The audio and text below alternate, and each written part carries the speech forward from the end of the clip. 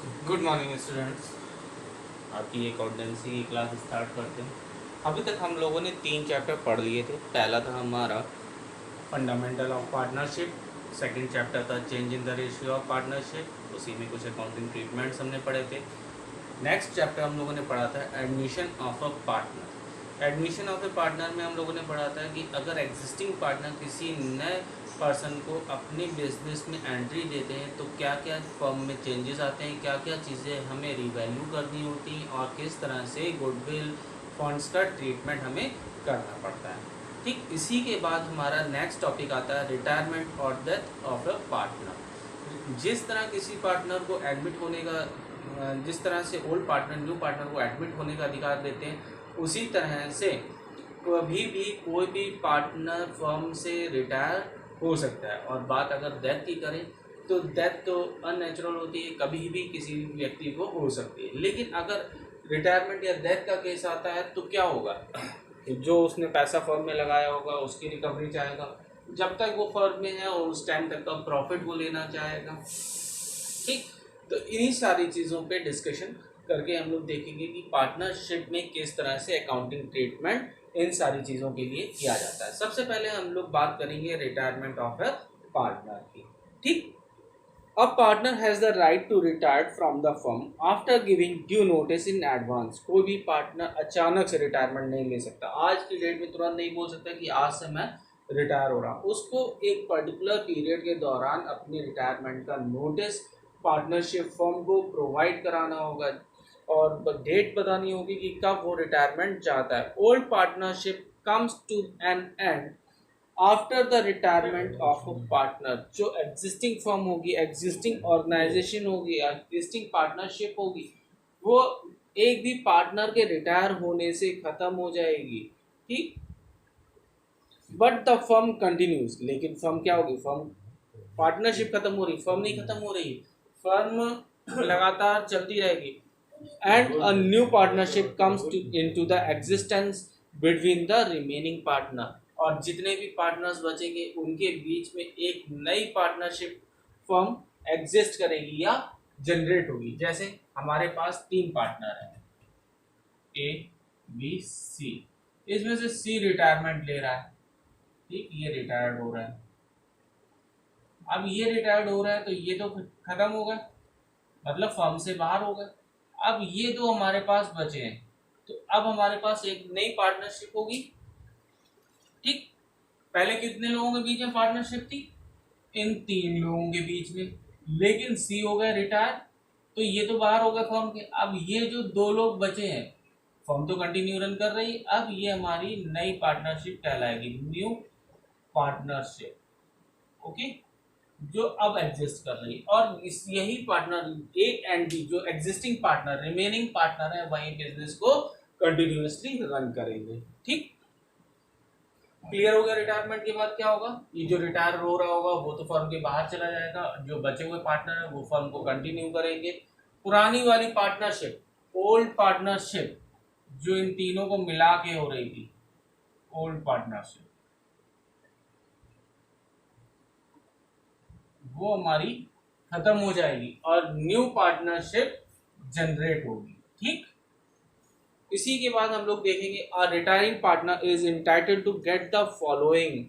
अब क्या क्या चीजें वो लेने के लिए हकदार होगा, share in goodwill, share in reserve, share in revaluation of assets and liabilities. ठीक, सबसे पहले हम लोग बात करेंगे थर्ड पॉइंट की। जिस तरह एडमिशन के केस में ओल्ड पार्टनर अपनी एसेट्स और लायबिलिटीज को रिवैल्यू करते हैं और उस पर होने वाले प्रॉफिट या लॉस को शेयर करते हैं, ठीक उसी तरह हम रिटायरमेंट के केस में भी क्या करेंगे, रिवैल्यूएशन अकाउंट बनाएंगे जहां पे हम अपनी एसेट्स और लायबिलिटीज को रिवैल्यू करेंगे।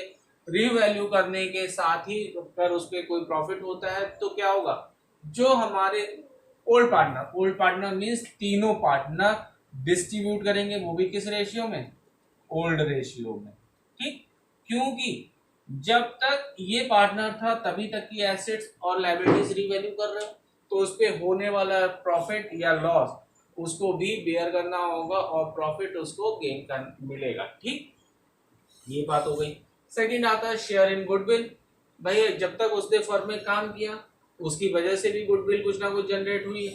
ठीक, उसकी तीनों की मेहनत एक साथ थी, इसलिए वहां पे गुडविल जनरेट हो रही। तो जब तक तीनों वर्क कर रहे थे उस डेट तक की गुडविल में उसको शेयर दिया जाएगा। केवल किसका शेयर होगा? रिटायरिंग पार्टनर का शेयर दिया जाएगा। ऐसे ही हमारा आता है next topic, share in reserves. Reserves के साथ साथ हम लोग यहाँ लिख सकते हैं and accumulated profit, related profit. ठीक, रिजर्व के साथ साथ क्या करेंगे? जो भी रिटायरमेंट की डेट तक हमारे पास रिजर्व होगा, एक्यूमुलेटेड प्रॉफिट होगा, उसका शेयर्स हम रिटायरिंग पार्टनर को प्रोवाइड कराएंगे। एडमिशन के केस में क्या करते थे? एडमिशन होने से पहले तक जो भी एग्जिस्टिंग पार्टनर्स होते थे उनको हम शेयर्स डिस्ट्रीब्यूट कर देते थे, इनका रिजर्व्स का भी और एक्यूमुलेटेड प्रॉफिट का भी। ठीक वैसे ही हम क्या करेंगे? जो रिटायरमेंट ले रहा होगा उस पार्टनर को उस डेट तक का हम रिजर्व्स और एक्यूमुलेटेड प्रॉफिट दे देंगे। ठीक, ये तो होगा कि retiring partner is entitled to get the following, की क्या क्या वो पाने का अधिकारी है। अब हमें अकाउंटिंग प्रॉब्लम्स के बारे में बात करनी होगी, कहाँ कहाँ पे प्रॉब्लम्स जनरेट होगी। सबसे पहले हमें क्या करना होगा? Calculation of new profit sharing ratio. भाई अगर हम मान लें कि हमारे पास तीन पार्टनर है A B C, equally distribute कर रहे थे, इसने रिटायरमेंट ले लिया, जब रिटायरमेंट ले लिया तो इसका प्रॉफिट तो खत्म हो गया। अब हमारे पास कौन से बचे? ये दो पार्टनर बचे। अभी तक इन लोगों का शेयर बनता था 1/3:1/3:1/3, लेकिन अब इन दोनों का क्या शेयर बनेगा? 1/2:1/2। ठीक, अभी भी इक्वल है, फिर भी इक्वल थे, लेकिन पहले 1/3 के लिए इक्वल थे, अब 1/2 के लिए इक्वल है। ठीक, इसलिए हमें इनका न्यू प्रॉफिट शेयरिंग रेशियो भी निकालना होगा। साथ ही साथ हमें गेनिंग रेशियो भी कैलकुलेट करना पड़ेगा। गेनिंग रेशियो हम किसका कैलकुलेट करेंगे? यहाँ पे कंटिन्यूइंग पार्टनर का। कंटिन्यूइंग पार्टनर का ही गेनिंग रेशियो निकलेगा, क्योंकि जो ये शेयर इसने अपना खत्म किया या अपना शेयर छोड़ा है वो किस किस को मिल रहा होगा? वो इन दोनों ही पार्टनर को तो मिल रहा होगा। ठीक, हो सकता है केवल ए को मिल रहा, हो सकता है केवल बी को मिल रहा, या दोनों ही पार्टनर को मिल रहा। उस केस में हमें गेनिंग रेशियो भी कैलकुलेट करना पड़ेगा, क्योंकि ये सारे फंड जो भी हम डिस्ट्रीब्यूट करेंगे रिवैल्यूएशन को छोड़ के, वो उसके गेनिंग रेशियो में ही सेक्रीफाइस कर रहे होंगे। ओके, नेक्स्ट हमारा आ जाता है treatment of goodwill. Treatment of goodwill के बारे में हमने बात कर चुके हैं कि जिस डेट तक पार्टनर रिटायर हो रहा है उस डेट तक की हमको उसको गुडविल डिस्ट्रीब्यूट करनी होगी। नेक्स्ट आता है accounting treatment of revaluation of assets and liabilities. इस बारे में भी बात कर ली है कि हमें एक रिवैल्यूएशन रिटायरमेंट डेट पे हमें रिवैल्यूएशन अकाउंट बनाना होगा, एसेट्स एंड लायबिलिटीज को रिवैल्यू करना होगा, उसके होने वाला प्रॉफिट और लॉस हम पार्टनर्स में, कंटिन्यूइंग पार्टनर्स नहीं, जितने भी पार्टनर्स थे रिटायरमेंट की डेट तक सभी में हम डिस्ट्रीब्यूट करेंगे। और डिस्ट्रीब्यूट किस रेशियो में करेंगे? ओल्ड रेशियो में। नेक्स्ट दिया हुआ accounting treatment of reserves, accumulated profit and loss. अब क्या करना है? इसके लिए हमें अकाउंटिंग ट्रीटमेंट सीखना होगा। किस किस के लिए? रिजर्व्स का क्या ट्रीटमेंट होना है, एक्यूमुलेटेड प्रॉफिट और लॉस का क्या ट्रीटमेंट होना है, किस तरह रिटायरमेंट के टाइम पे ये चीजें डिस्ट्रीब्यूट होंगी। नेक्स्ट दिया है पेमेंट ऑफ रिटायरमेंट। सबसे बड़ा पॉइंट कि जो हमने ये सारी चीजें कर ली, करने के बाद हमको पता चला कि इनको हमें 2 लाख रुपए का पेमेंट करना है। मतलब इसमें क्या क्या चीजें शामिल होंगी? पहला तो कैपिटल का पार्ट, दूसरा गुडविल का पार्ट, तीसरा रिजर्व्स, रिवैल्यूएशन का प्रॉफिट लॉस, और लास्ट एक्यूमुलेटेड प्रॉफिट। इतनी चीजें हमें इसको पे करनी हो सकती है।